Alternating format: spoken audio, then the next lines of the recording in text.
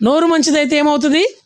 ఊరు మంచిది అవుతుంది. ఇప్పుడు మనం ఊరంతా మంచి చేయకపోయినా కానీ మన ఇల్లు మంచిని చేసుకోవాలంటే, దేవుని ఇల్లు మంచి చేసుకోవాలంటే, మనము దేవుని మంచితనంలోనికి రావాలంటే, మనము దేవుని యొక్క స్వారూప్యతలోనికి రావాలంటే ఏం మంచిది కావాలి? ఫస్ట్ ఎవరి నోరు?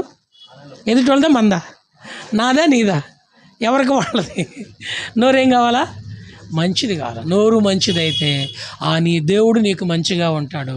ఆ దేవుని మంచితనం అంతా నీకు కనపరుస్తుంది. అందుకనే వారు యేసు నోరు తెరచి, ఫిలిప్పు నోరు తెరచి, పేతురు నోరు తెరచి, పౌలు నోరు తెరచి, జకరియా నోరు తెరచి, సార్వత్రిక సంఘమా, స్థానిక సంఘమా, యేసుక్రీస్తు వారి రక్తం చేత కడగబడినటువంటి ఓ ప్రియమైన సహోదరి సహోదరుడా, నీవును యేసుక్రీస్తు వారి కొరకు నోరు తెరవగలిగినట్లయితే ఆయనే దానిని బాగుగా ఏం చేస్తాడు?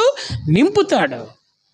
మోషే అన్నాడు, అయ్యా నేను నెత్తివాడిని మాట్లాడటం నాకు చేత కాదంటే, అప్పుడు నిర్గమ 4:12 ప్రభు అయిన దేవుడు అంటున్నాడు, నోరిచ్చిన వాడు నోటి మాట నేను నీ నోటికి తోడై ఉంటాను. నిర్ణయకాల సమయంలో బక్సింగ్ గారు కూడా, అయ్యా నేను నత్తివాడిని, చేతగానివాడిని, నా వల్ల కాదు, కావాలంటే బాగా సంపాదించి కొంతమంది సేవకులను సిద్ధం చేస్తానంటే నీ నోటికి నేను తోడై ఉంటాను.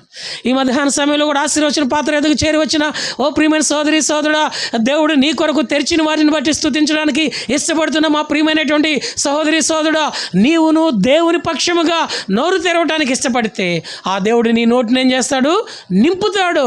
నిన్ను బట్టి నీ అన్న వారందరినీ ఆ పరమ ప్రత్యక్షతలోనికి తీసుకొని రావడానికి దేవుడు నిన్ను కోరుకున్నాడు. నీ నోటికి తోడై ఉంటాడు.